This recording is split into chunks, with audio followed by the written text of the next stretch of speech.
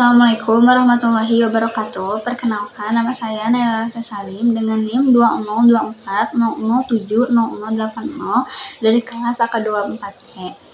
Di sini saya akan menjelaskan salah satu materi yang saya pahami dari sesi 1 sampai sesi 7. Materi tersebut yaitu terkait metode harga pokok proses lanjutan.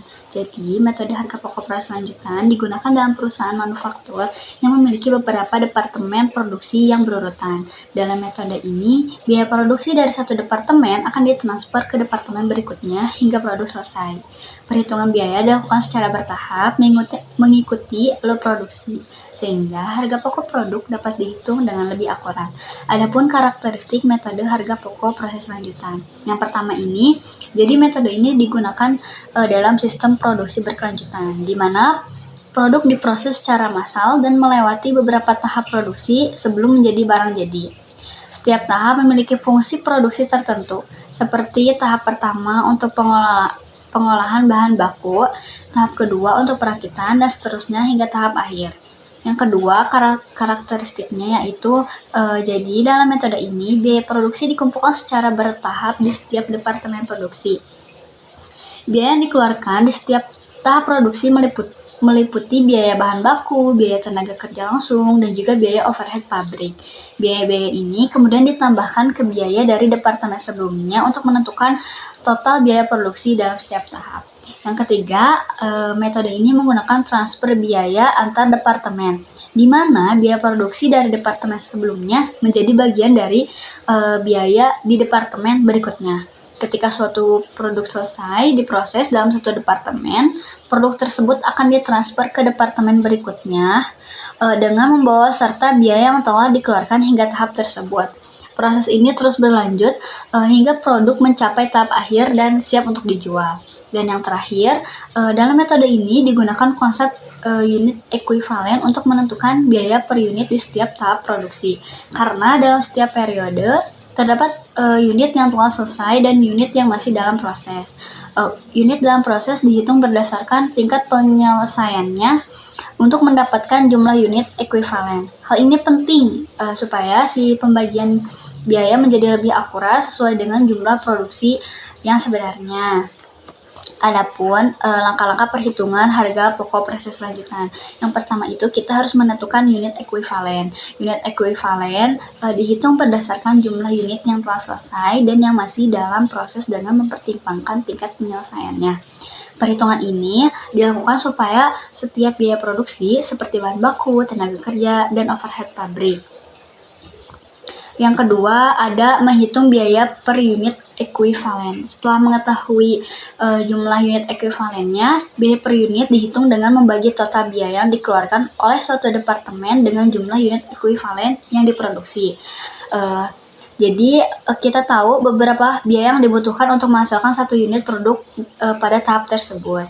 Lalu yang selanjutnya, mengalokasikan biaya ke produk yang ditransfer dan produk dalam proses. Setelah biaya per unit ditentukan, biaya tersebut kemudian dialokasikan ke produk yang telah selesai dan dikirim ke departemen berikutnya, serta produk yang masih dalam proses di akhir periode. Dengan cara ini, setiap unit produk yang diproses akan membawa biaya yang sesuai dengan tingkat penyelesaiannya. Dalam metode harga pokok proses lanjutan juga ada dua pendekatan utama dalam menghitung biaya produksi, yaitu ada metode FIFO dan juga metode rata-rata. Metode FIFO atau metode first in first out. Jadi metode FIFO ini bahwa unit yang masuk lebih dulu ke proses produksi pasti akan keluar lebih dulu juga. Jadi unit yang sudah ada dalam proses pada awal periode akan diselesaikan terlebih dahulu sebelum unit baru yang masuk dalam periode tersebut. Dalam metode ini juga perhitungan biaya dilakukan dengan cara memisahkan biaya unit yang berasal dari periode sebelumnya dan unit yang diproduksi dalam periode berjalan. Dengan demikian, biaya yang digunakan untuk menghitung unit yang ditransfer ke tahap berikutnya terutama berasal dari unit baru yang diproses selama periode berjalan.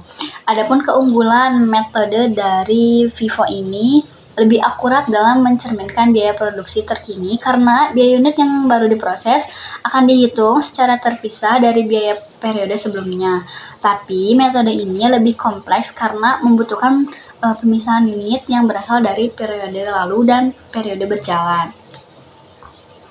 Lalu ada metode rata-rata. Jadi metode rata-rata ini menghitung biaya produksi dengan cara menggabungkan biaya periode sebelumnya dan biaya periode yang sedang berjalan. Kemudian membaginya secara merata ke seluruh unit ekuivalen.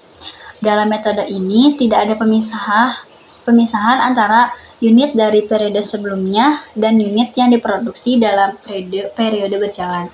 Semua biaya digabungkan dan dihitung secara keseluruhan untuk mendapatkan biaya per unit yang lebih sederhana dan mudah dihitung. Adapun keunggulan dari metode rata-rata adalah lebih sederhana dan mudah diterapkan, terutama jika produksi berjalan secara kontinu tanpa perbedaan signifikan dalam biaya antar periode. Tapi metode ini juga dapat menyebabkan distorsi dalam perhitungan biaya jika terdapat perubahan biaya produksi yang signifikan dari satu periode ke periode berikutnya. Jadi, dalam materi ini, metode harga pokok proses lanjutan itu digunakan untuk menghitung biaya produksi dan perusahaan yang memiliki beberapa tahap produksi. Dalam metode ini juga, biaya dikumpulkan dan dialokasikan secara bertahap di setiap departemen hingga produk selesai. Untuk menghitung biaya per unit, digunakan konsep unit ekuivalen dan dapat diterapkan dua metode perhitungan, yaitu ada metode FIFO dan juga metode rata-rata.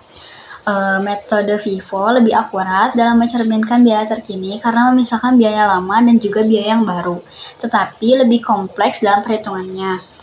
Sedangkan metode rata-rata lebih sederhana karena semua biaya digabungkan dan dihitung secara rata, tetapi kurang akurat jika terdapat perubahan biaya yang signifikan. Pemilihan metode tergantung pada kebutuhan perusahaan ya, dalam menentukan harga pokok produksi yang sesuai dengan kondisi bisnisnya. Mungkin sekian yang dapat saya jelaskan. Mohon maaf jika ada kekurangan. Sekian, terima kasih. Wassalamualaikum warahmatullahi wabarakatuh.